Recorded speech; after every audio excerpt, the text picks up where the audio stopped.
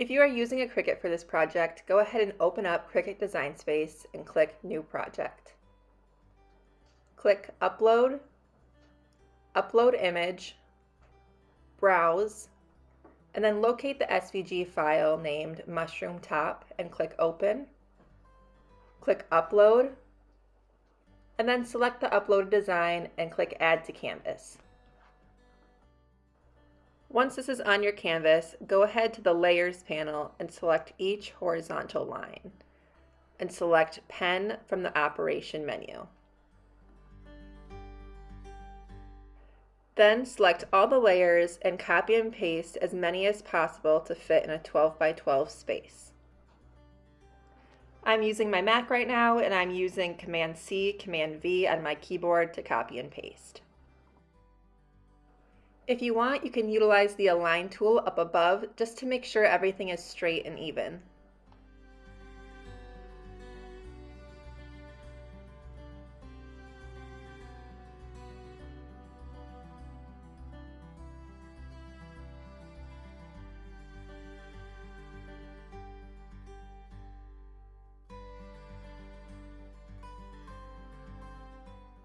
Select all layers and click Attach. And then go ahead and click Make It. Click Continue and connect your Cricut machine. You'll also need to choose your base material, which is going to be light cardstock, and load all of your tools. So you'll need the pen tool and the blade tool. Then attach your cardstock to a standard grip mat and load into your Cricut machine by clicking the blinking arrow button. Then click the blinking Cricut button to start the cut.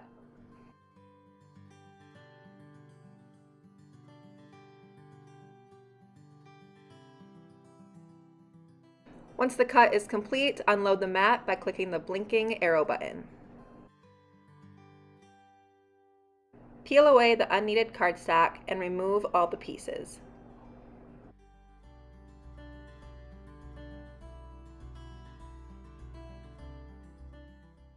Organize into 2 piles of identical pieces.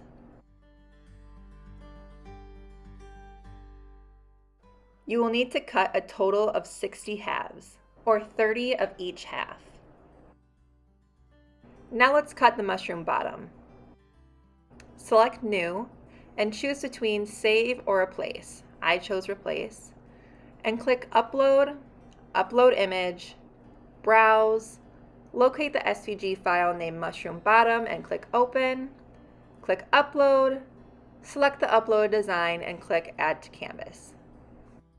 Select all layers and copy and paste as many as you need. I'm actually using 4 different patterns of paper for this, so I'm just going to need to copy and paste 1 time, making a total of 4 pieces. You can align them if you'd like, and select all layers and click Attach. Then click Make It. Click Continue and connect your Cricut machine. Again, your base material is going to be light cardstock, and load up your blade tool. So this is actually the paper that I'm using for the mushroom bottoms, and I think it's just awesome. There's so many cool patterns in here, and you can mix and match as you like. Attach the paper to the standard grip mat and load into your machine by clicking the blinking arrow button. Click the blinking Cricut button to start the cut.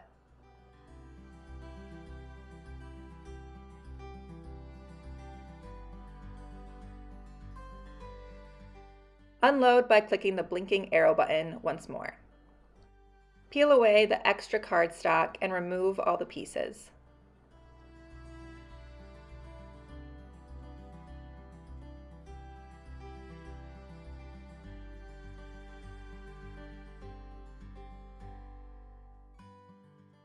Now let's assemble the mushroom top.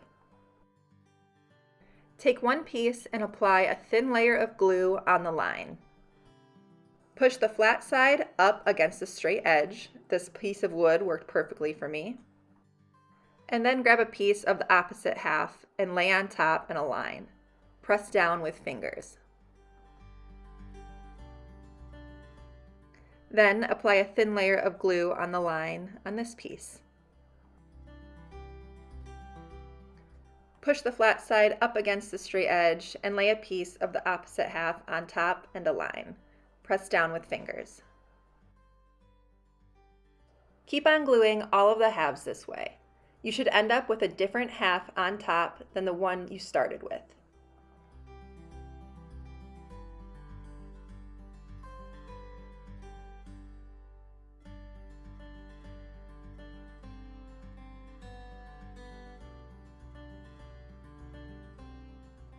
It should end up looking a little something like this. Then cut a strip of copy paper that will fit on the flat side.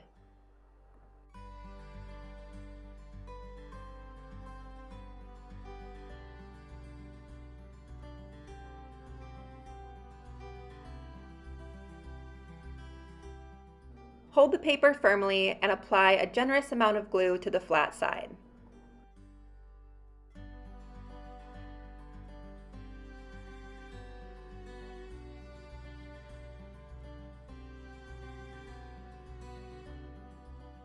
Then place the strip of copy paper on top of the glue. I suggest using a piece of paper towel to really press the paper into the glue and to keep your fingers clean. Apply a thin layer of glue on top of the copy paper.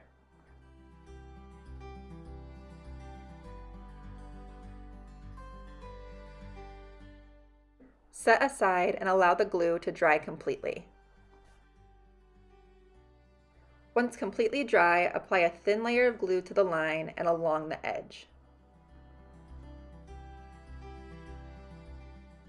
Having a clamp ready, open up the paper and align the last half with the first half. Use the clamp to hold together as the glue dries.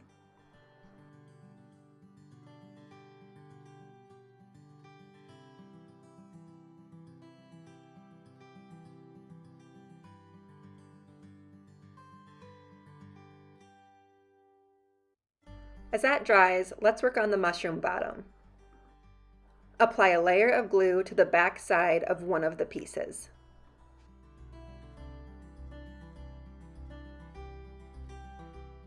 Place the remaining piece directly on top and allow the glue to dry completely.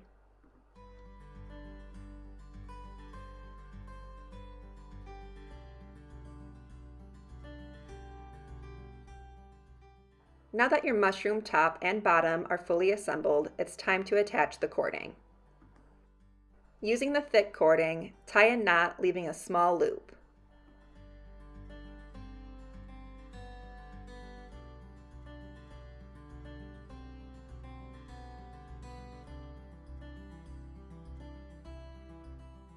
Use scissors to trim off the ends of the cording to leave only the loop and knot.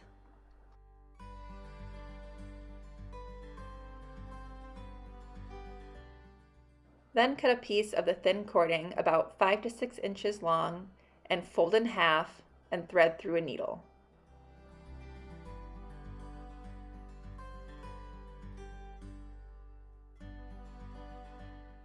Insert through the hole of the mushroom bottom, but only halfway.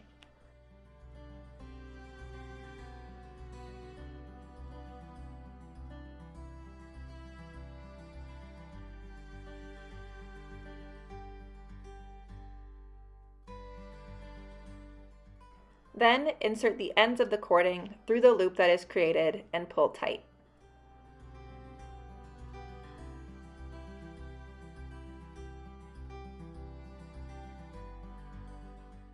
Trim the ends of the cording to about 1/2 inch.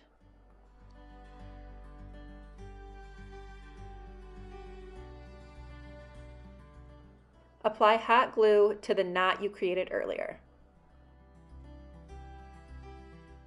Insert through the top hole of the paper mushroom.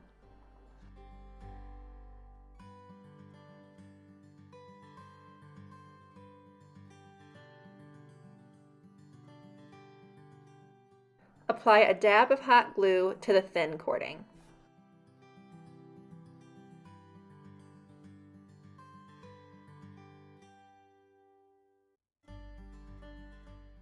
Insert through the bottom hole of the paper mushroom. This is optional, but a skewer came in handy to push the cording into the glue. And you've created your first mushroom. Repeat this whole process to create as many mushrooms as you want for your garland. I decided to make a total of 8. To actually assemble your garland, start by tying a knot with a loop like so.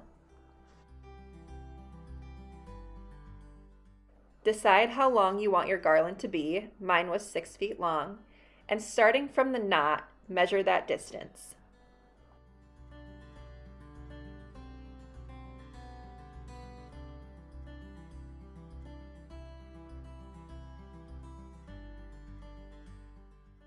Make a mark using a pencil at that point. Cut the cording about 6 inches further from the mark you just made. Then tie another knot with a loop, trying to make that mark get hidden somewhere within the knot.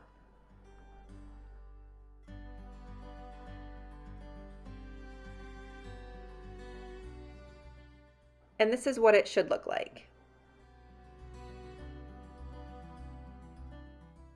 Determine how far you want to place a mushroom from each end of the garland. For me, it was 5 inches. And from there, I determined I needed to place each mushroom about 8.85 inches away from each other. Using my pencil, I placed my first mark 5 inches away from the knot, and then placed my next mark about 8.85 inches away from that one.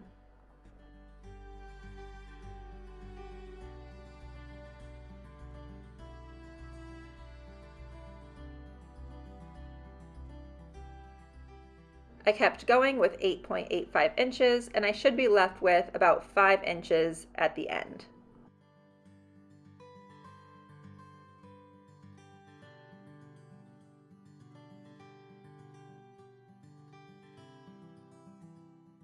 Thread a mushroom onto the piece of cording.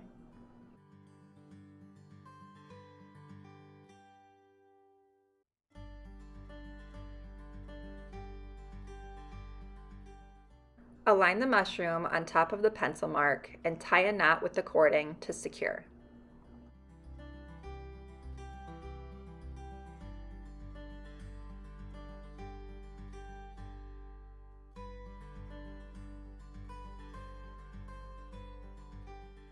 Keep threading on all of the mushrooms this way.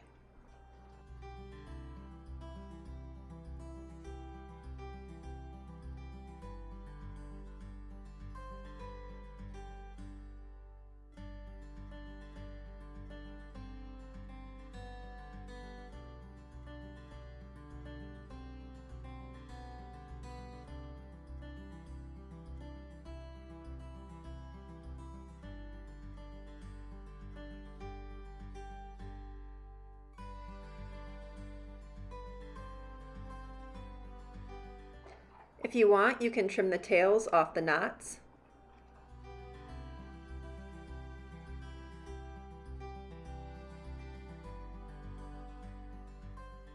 And then you're done.